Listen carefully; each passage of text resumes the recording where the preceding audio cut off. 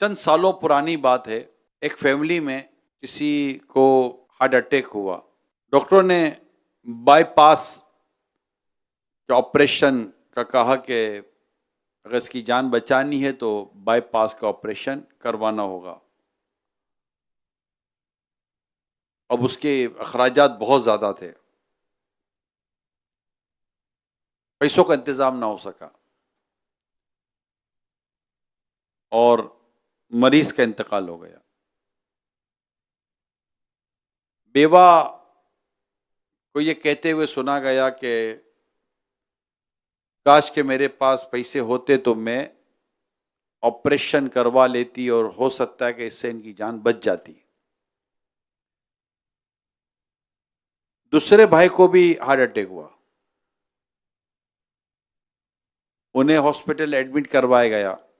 Doctor نے بھی یہی بات کی کہ ان کا بائی پاس کا آپریشن ہوگا تو ان کی جان بچ سکتی ہے۔ اب چونکہ پہلے بھائی کا تو آپریشن نہیں ہو سکا تھا اور انتقال بھی ہو گیا، تو اب سب نے زور لگایا اور کہیں نہ کہیں سے کوئی بندوبست کر کے آپریشن کروا لیا۔ جیسے ہی آپریشن ہوا تو بدقسمتی یہ ہوئی کہ آپریشن فیل ہو گیا اور مریض انتقال کر گیا۔ جب مریض کا انتقال ہو گیا تو بیوہ، جو اس کی بیوہ تھی، اس کو یہ کہتے ہوئے سنا گیا کاش کہ میں آپریشن نہ کرواتی تو ہو سکتا ہے ان کی جان بچ جاتی۔ معاملہ یہ ہے کہ دونوں صورتوں میں ہونا یہ چاہیے کہ ہمیں اپنے رب کی رضا پر راضی رہنا چاہیے۔ جو لوگ اپنی رب کی رضا پر راضی نہیں رہتے، اپنے رب کے فیصلوں پر راضی نہیں رہتے اور ان فیصلوں کو خوش دلی کے ساتھ قبول کر کے اپنے آپ کو ان فیصلوں کے ساتھ چلاتے نہیں ہیں، ان کی زندگیاں بڑی ہی اداسی کے ساتھ، ٹینشن کے ساتھ، پریشانیوں کے ساتھ گزرا کرتی ہیں۔ اب اتنا امپورٹنٹ ٹاپک اور اس میں شریعت و دین ہماری رہنمائی نہ کرے کیسے ہو سکتا ہے؟ چنانچہ اللہ پاک کے سب سے آخری نبی صلی اللہ علیہ وآلہ وسلم نے جو ارشاد فرمایا وہ سنیے۔ حدیث پاک میں ہے،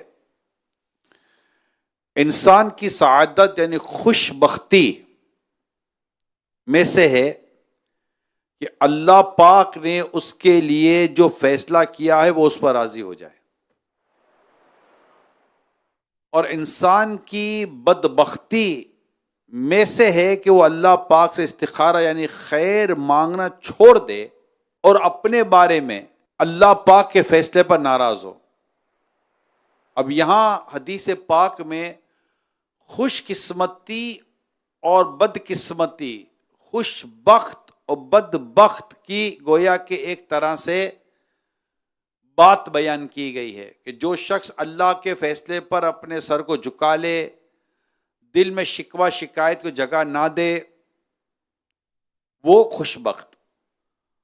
اور بدبخت کون؟ جو اللہ کے فیصلے کو تسلیم کرنے کے بجائے ناراض ہو کر شکوہ شکایت پر اتر آئے۔ اس طرح اللہ پاک سے استخارہ یعنی کہ بھلائی طلب نہ کرنے والا بھی بدبختوں میں شمار کیا جاتا ہے، یعنی شقاوت میں مبتلا ہو جاتا ہے۔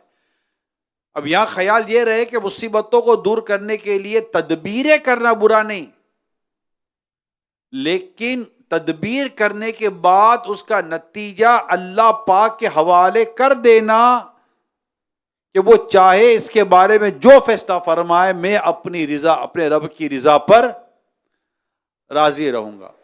آج ہمارا موضوع یہی ہے کہ ہمیں اپنے رب کی رضا پر راضی رہنے والی طبیعت بنانی ہے۔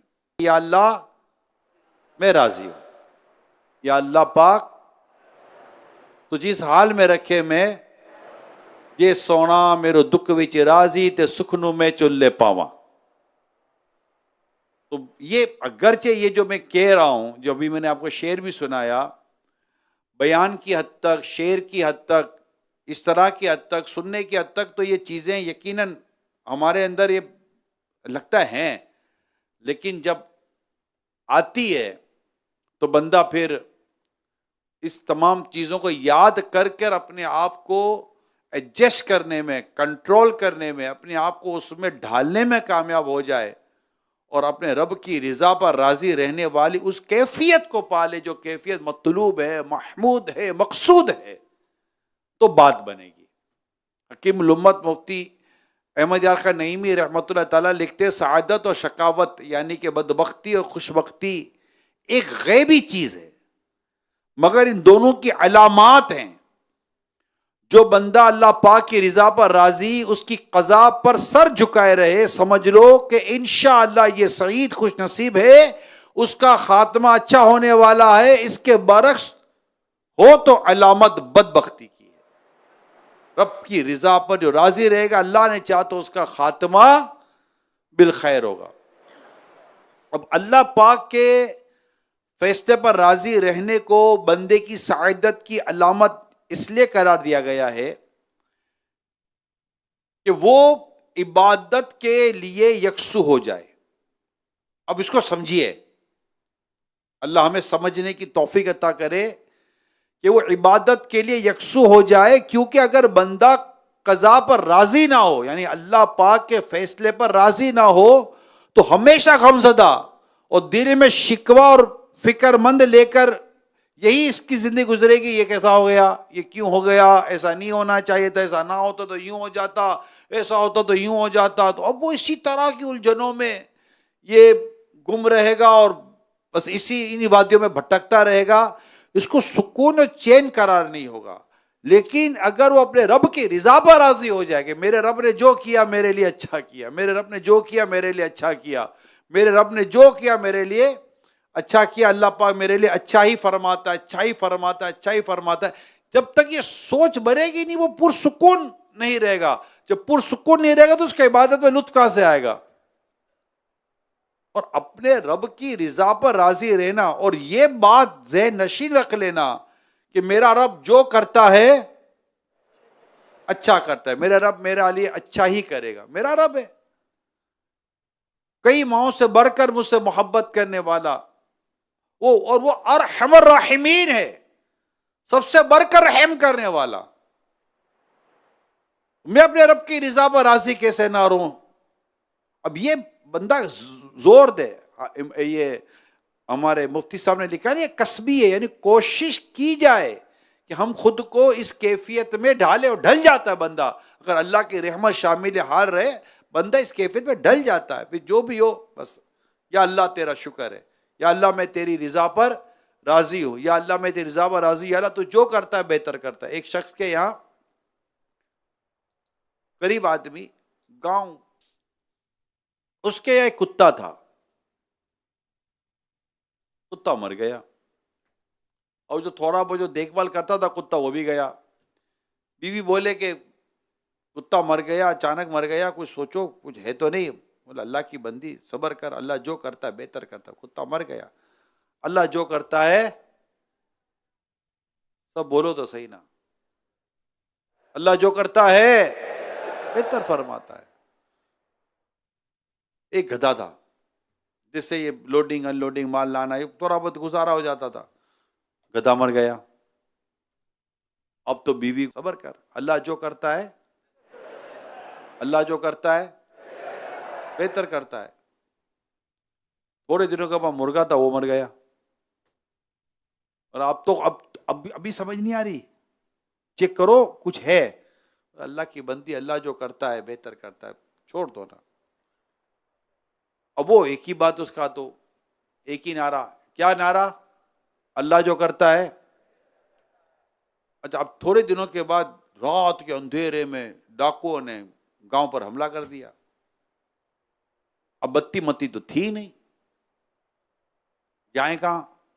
تو جس گھر سے جانور کی آواز آتی وہ سمجھ جاتے کہ یہاں گھر ہے، اور اس کو لوٹ مار کے چلے جاتے۔ جب صبح ہوئی تو سارا گاؤں لوٹ لیا، ایک ہی گھر بچ گیا،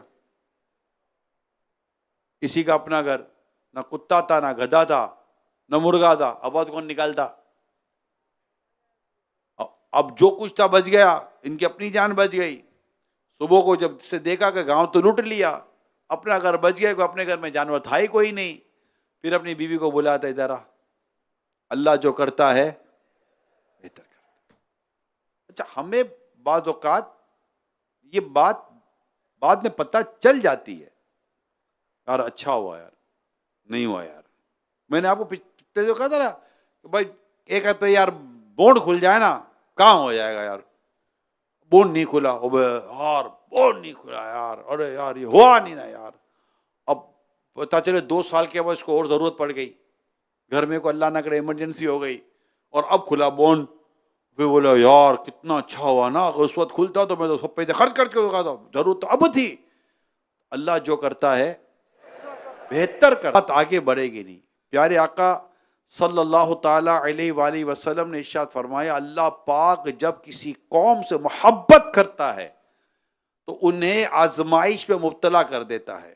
تو جو اس کی قضا پر راضی ہو اس کے لیے رضا ہے، اور جو ناراض ہو اس کے لیے ناراضی ہے. ہمیں اپنے رب کی رضا پر راضی رہنے والی ہی سوچ پیدا کرنی ہے کہ میرا رب میرے لیے جو کرے گا اچھا کرے گا. قرآن کریم میں اس معاملے میں بڑی خوبصورت رہنمائی کی ہے. سورہ بقرہ کے اندر بڑی پیاری رہنمائی ہے. اللہ پاک فرماتا ہے وَعَسَىٰ أَن تَكْرَهُوا شَيْئًا وَهُوَ خَيْرٌ لَكُمْ وَعَسَىٰ أَن تُحِبُّوا شَيْئًا وَهُوَ شَرٌّ لَكُمْ.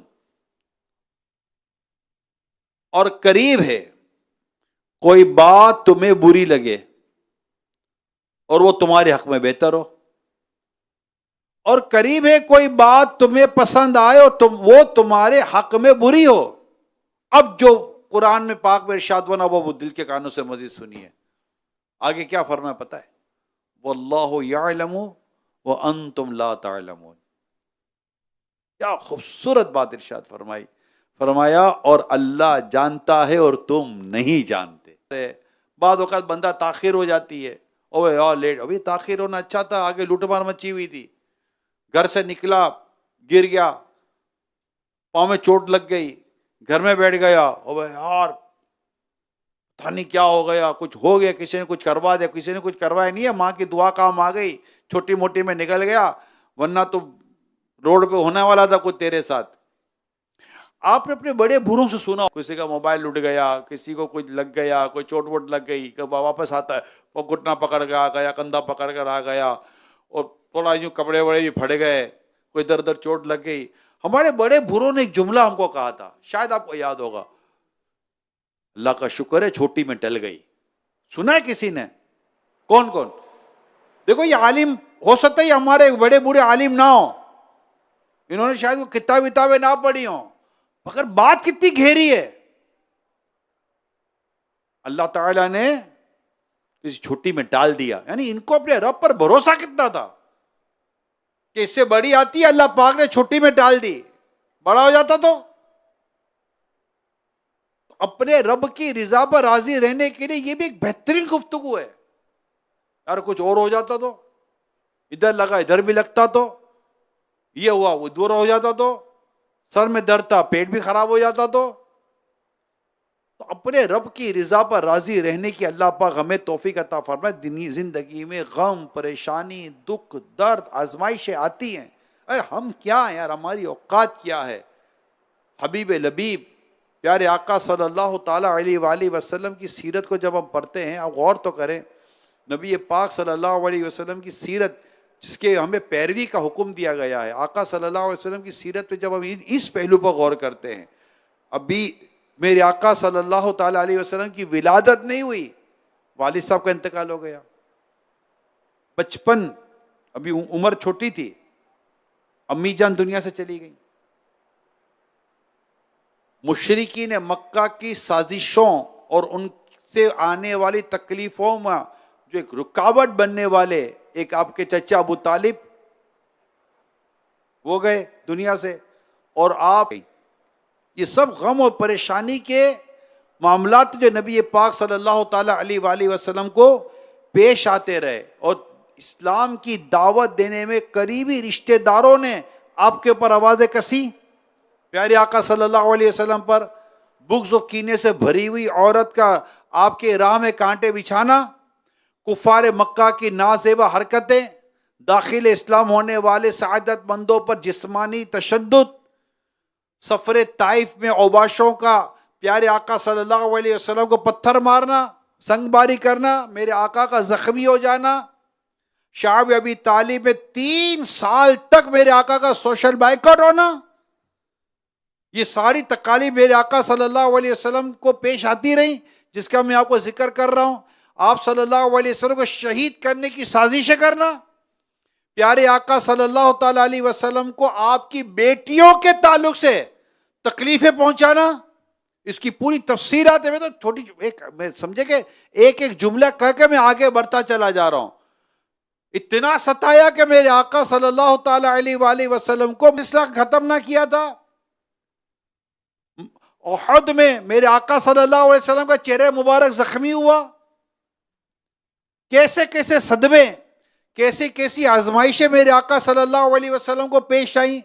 چھوٹی عمر میں پیارے آقا صلی اللہ علیہ وسلم کے شہزادے آپ کے بیٹے حضرت ابراہیم رضی اللہ تعالیٰ عنہ دنیا سے رخصت ہوئے، یعنی آپ کے چھوٹے بچوں کا، اپنے شہزادوں کا، آپ کے بچوں کا چھوٹی عمر میں دنیا سے رخصت ہو جانا، یعنی والد کے طور پر آپ سوچئے تو صحیح،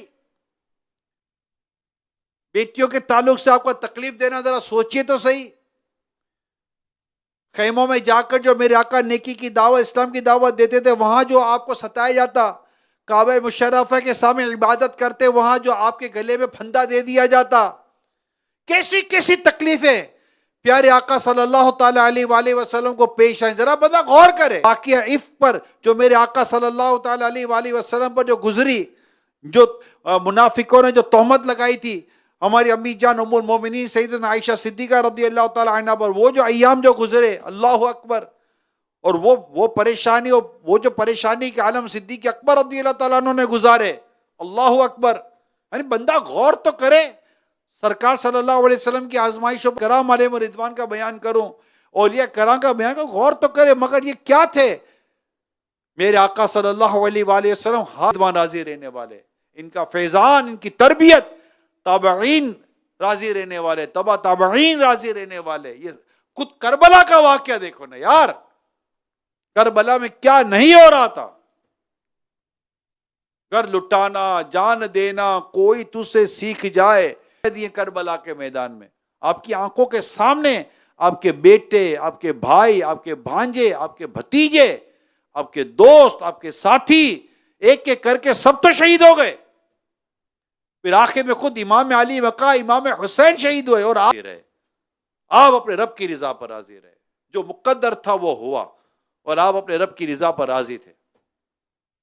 اس وقت امام زین العابدین رضی اللہ تعالیٰ عنہ یہ اپنے رب کی رضا پر راضی، ان کے آنکھوں کے سامنے یہ تو سب گیا، یہ تو سب شہید ہوئے، وہ ان کے آنکھوں، وہ پردہ نشین خواتین جو یہ سب منظر دیکھ رہی تھی، ان کو پتا تھا ان کی قضا قدر پر راضی رہنا، تو سوچو کیسے اپنے رب کی رضا پر راضی تھی، اللہ اکبر۔